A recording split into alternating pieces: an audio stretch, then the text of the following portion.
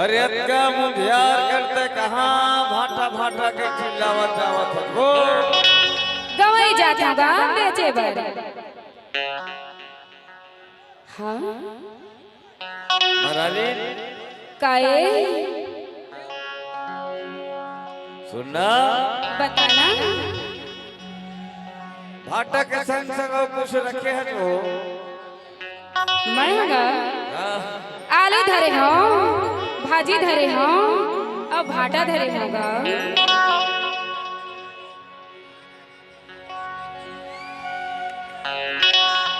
और भाटल में देख लेते मरारी देख रहा देते वो ए दे देख लेना गा ए दे अब हिज्जे टोर के लाए होगा। कितना किलो लगा है तो वो मरारी बहुत सस्ता हैगा बता 10 रुपए किलो हैगा। अक्का सस्ता वो हाँ और भाजी के एकर 2 रुपया चूरी हैगा ये आलू के वो ओकर 20 रुपया किलो हैगा। से हाँ बात तो तोड़ना हाँ मैं सुन के ना मरारी का लकर धकर आगे हवा कैसे गा पैसा तो नहीं दे रहे वो उधारी देवे का उधारी में नहीं दूंगा नकदी में दे दे। अरे सरकार है बोले मरारी सुन नगा बिहनिया बिहनिया जात हमें बेचे बर गवई अमर बोहनी नहीं होए आज नहीं दे सकूंगा काल मांगे दे दे। अरे काल लगो जान से मरारी न भी वाले बात है वो हाँ तब उधारी में नहीं दूंगा। चीजें तोर चीजें भाई नहीं देवा तो मैं का कर सकता हूँ और गाँव फिर के सब विश्वास करके मांग सक्षम हो जाना होगा मोर गाँव तिर के असलिया लेकिन ना अभी उधारी नहीं देवागा। कैसे नहीं देवा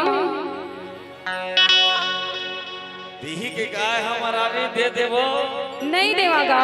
गोल गोल गोल गोल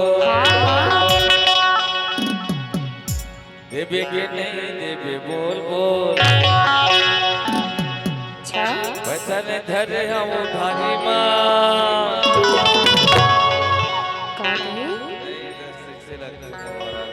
नहीं देवागा। दे दे हतोला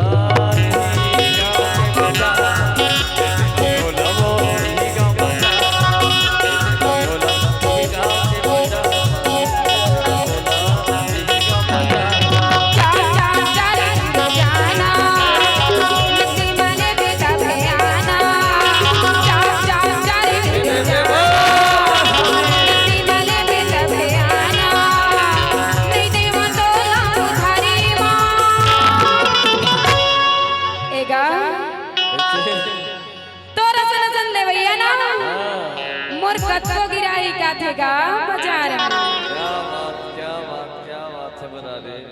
सुना जम्मू कुर्मी गांव वाले मन ना कत्का बेर मरारी ना आवे तो कर भाटा लेन के ना इंतजार करत हैगा। हां त नकदी देवर रही हो सुना ए मन नकदी नहीं ते उधारी मांग खजगा मन के बात तो पर नहीं रख सका समय के बाद नहीं देवागा उधारी दे दे तो लाई ही गांव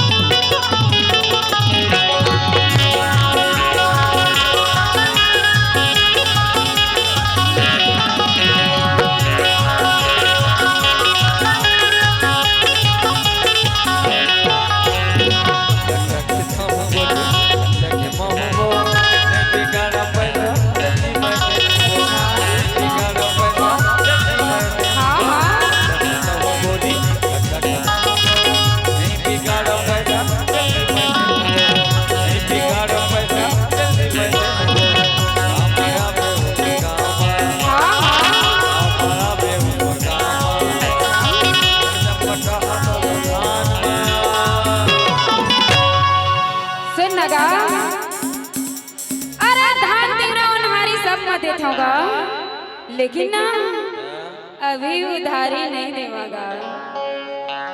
अभी नहीं देव तो कब देवे हो? नहीं देवागा।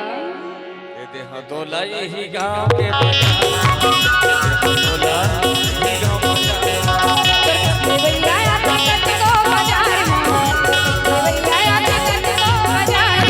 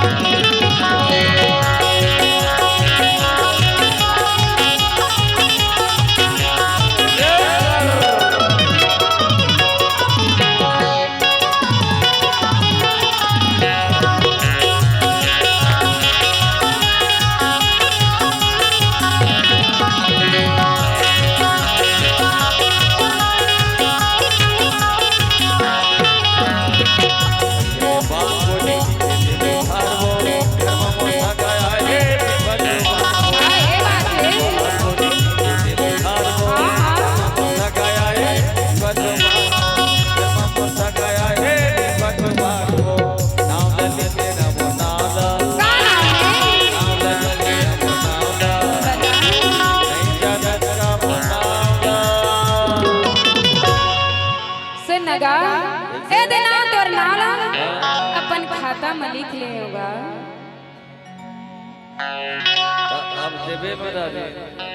अरे ते कत्ता सब घर में मीठी गोट गया था जगा। अरे दादा तो मैं उधारी लेवा करू करू बोला वो। तेकरे लग कहा था कोयले के गुड़ तेरी बोली आमा छामा मन मन माना बैठा हर बाना कोयले के गुड़ तेरी बोली आमा छामा मन मन माना के बैठा हर बाना मन मन माना के बैठा हर बाना जिंदगिया में जाना यार मन मन जाना जिंदगिया में जाना यार मन मन जाना दे दे लो उधारी एगा अब दे बर दे लेकिन कत्का कत्का लेवे तेलत बता। अरे ले दे मत देवा हो बरारी। हाँ मैं जान अरे तो जिगर ज्यादा नहीं है। अरे नहीं नहीं गाल ले ले 10 रुपए 20 रुपए कारण विश्वास नहीं कर मरारी। ऐसे कोई बात नहीं है यार ले जल्दी ले थोड़ करके दे दे बोला वो। हाँ तो लेना का दे हाँ ये भाजी दे दे भाजा वो मार के आलू दे दे अरे नहीं मारोगा भाजी दे दे भाजा वो मार के आलू दे दे मार के आलू मार के आलू दे दे मार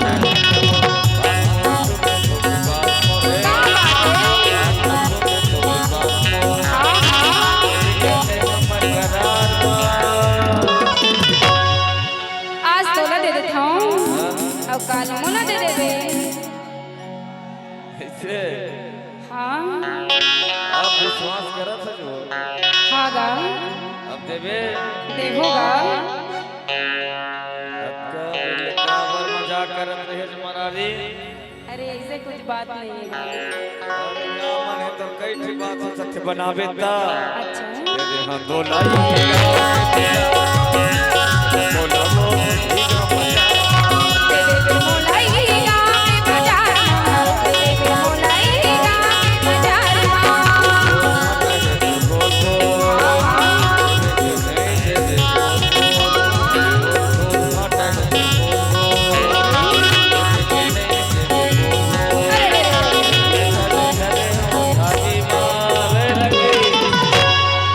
उधारी जमा देना कहा था जुबान के पक्का हमारा री ना के देख लेवे वो। देखो तो कहा था दे हाँ दो लाई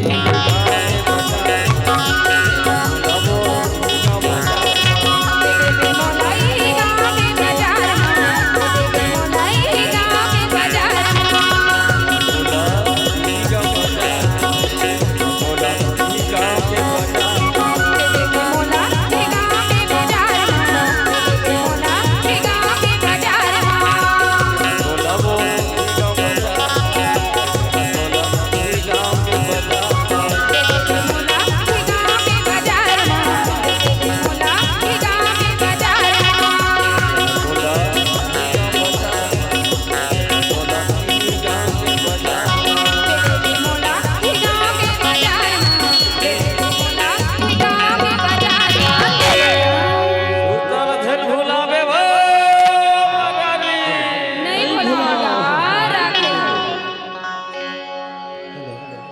चलो